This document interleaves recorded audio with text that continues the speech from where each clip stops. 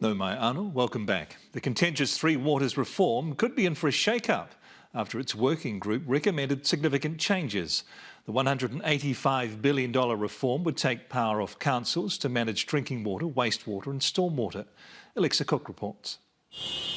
The Three Waters reform is no stranger to opposition. It's bureaucracy gone mad. It proposes transferring the management of water from councils to 4 publicly owned entities. But a working group has highlighted concerns that water could end up in private hands. The public had to own the assets. Bottom line.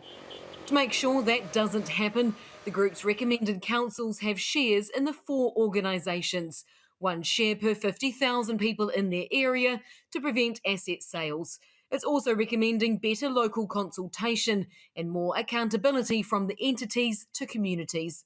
We believe that shareholding via the councils was the appropriate way to safeguard these assets on behalf of their respective communities around the country. An idea the government appears to welcome. None of us want to see the privatisation of assets. It strengthens the way in which governance, representation and local voice aspects of the reform program can be taken forward. Many mayors have opposed the reform and say this working group has failed.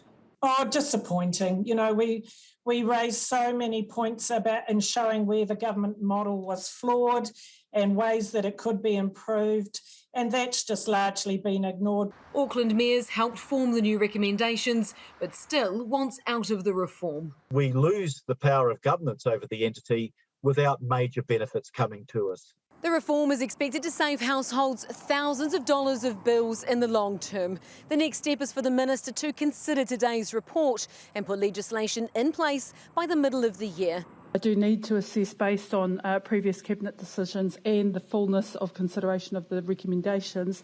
So that burst pipes can become a thing of the past. Alexa Cook, Newshub.